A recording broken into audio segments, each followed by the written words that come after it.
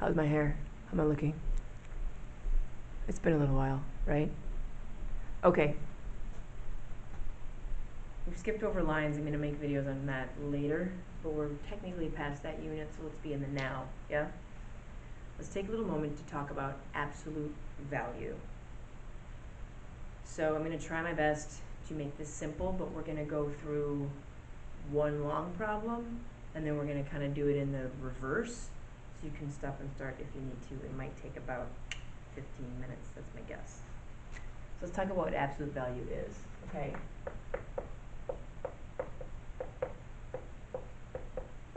And we're working our way toward absolute value. Absolute value graphs. Can you see that? You can see it. So let's throw something out there that we would consider like a line, right? Well, actually, no, let's start over. Let's start at the very beginning. It's a very good place to start. The basic idea of a linear function is y and x balance to each other in the first degree. Okay? So that creates this linear thing which can shift, right? Or it can tilt, but it's what we call linear. Okay? Absolute values throws this guy's on there. So before we do anything, we need to identify what makes up an absolute value, because lines are infinite in either direction, so you just need 2 points, you can figure it out. Absolute values move, and every subsequent function from now on will move, and curves and turns, and you need to look for the places where it turns, okay? You need to look for those up, down, so you have to figure out how to analyze the equation and how to analyze the graph to find those. Very first, before anything else, we're just going to plot points like you do in your very first beginning to learn how to draw a line, right? So let's start with this. X. Y equals absolute value of x. Oops, I need to do the other side. And finally, y. This is our table. Remember, these are our inputs and output. Fancy way of saying domain and range. Do you remember those words? I hope you do. I'm going to get another marker.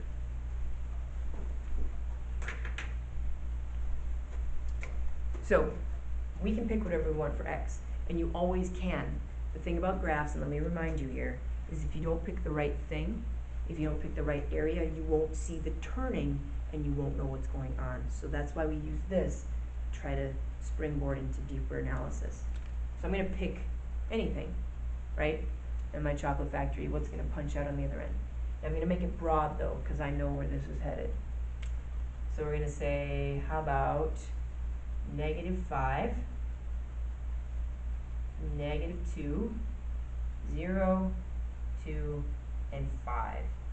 If ever you're going to try to graph by a table, try to balance it to start, but you have to have the most elementary thing, right? So I picked this. Y is equal to the absolute value of that, so I just want the absolute value of that every time, and that's going to give me what I want. So the absolute value of -2, 0, 2, 5, that's my function. I put all these different things in the function. Oops, -5. What do I get out? Well, the absolute value of -5, absolute value turns whatever's inside of it positive, right? So absolute value of -5 is just 5. Absolute value of -2 is 2. We turned it positive. Absolute value of 0 is 0. And absolute value of 2 is 2. Finally, 5, 5. Okay? That's what this symbol means. Absolute value means whatever's inside turns positive. Just what it is. Well, how does that reflect in a graph? Okay, I'm going to do a graph right over here. I'm going to slide this over. Ready? It's really fancy. It's fancy. I turned the tripod. It's high tech. Here's more fancy. me sketching this out.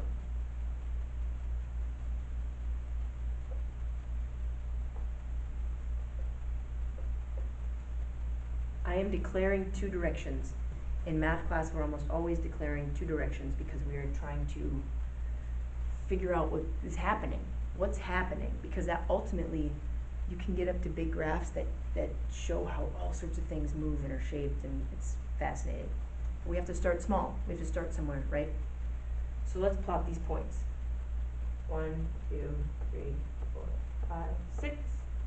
1, 2, 3, 4, 5, 6. 1, 2, 3, 4, 5, 6. 1, 2, 3, 4, 5, 6. Super methodical. All right, are we in here? Are we in the frame? Are we doing it? Are we doing the work? There we are. There it is. Good times. All right. So, -5, +5. 1, 2. Remember, these are the positive directions, like our north and our east.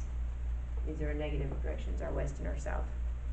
1, 2, 3, 4, 5. And we go up 5 for the y. So this is x, and then 1, 3, 4, 5, y. Point. Negative, I'm starting here every time, right? This is our, we remember, it's called the origin. Origin. This is our starting point. 1, 2, 1, 2. 0, 0. At the origin. We're going to find this a fancy term later. 2, 2, and 1, 2, 3, 4, 5, and 5. All right, are we there? Now, we get to connect the dots. Would you agree that even if I put in -1/2, that would become +1/2? So I could say there. And if I put in -1/4, it would become +1/4 and be there. And what about +1/2 would become +1/2, and all the things in between. So actually, when we fill in all the infinite values that we could plug into this, we do get this kind of a shape.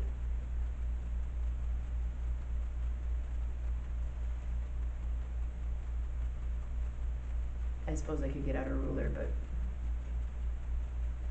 so this, every absolute value looks like a V. Okay? And in that V, this is called the vertex.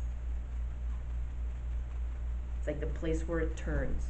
Now, any further discussion on these graphs is going to be us analyzing the vertex. How can you find it just from this? Okay? So I'm going to do high tech, spin this camera over there. We're going to do the problem in the corner. Ready? Are you ready for it? It's really fancy. Watch. Oh, there we are. Now we're in the corner. Oh, man. Oh my gosh, Miss Thompson, that was so high tech. Okay. Let's throw this down. I'm going to do this. Are you ready? Are you going to pick up what I'm throwing down? Because I'm about to. I'm going to call this example.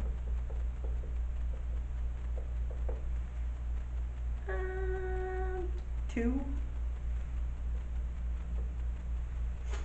What if I said this?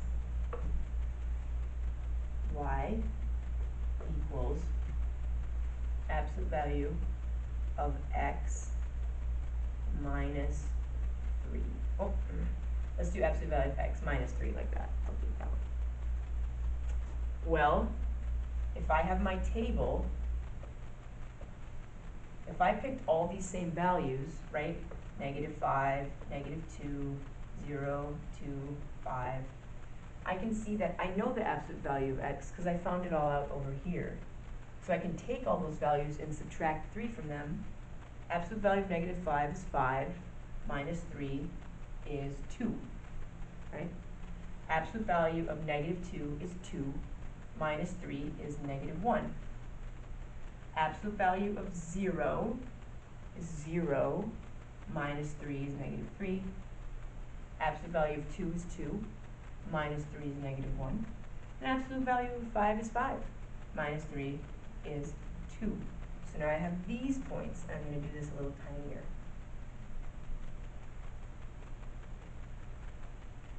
And I'll have 1, 2, 3, 4, 5.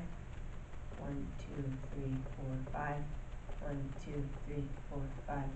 1, 2, 3, 4, 5.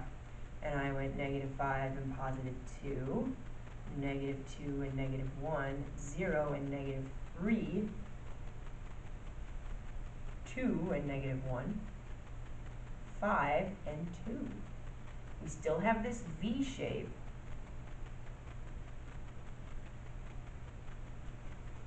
But now you may notice the entire thing dropped. Well, how far did it drop? What is the point of this vertex? Here's our vertex. The vertex is the place where it turns, right? So there's our vertex. And what are the coordinates of this vertex? I didn't move in the x direction, but I dropped 3 in the y. So my vertex is 0, 3. Well, how did that change that, right? I can look and I go, -3. Wait, I went down 3. My vertex moved down 3. Whatever's outside of this moves it down, okay? All right, we're only about halfway through, but I'm going to pause here, clean up another board, and then we'll do another one. Are you ready? Are you ready? Are you ready? 3, 2, 1, click.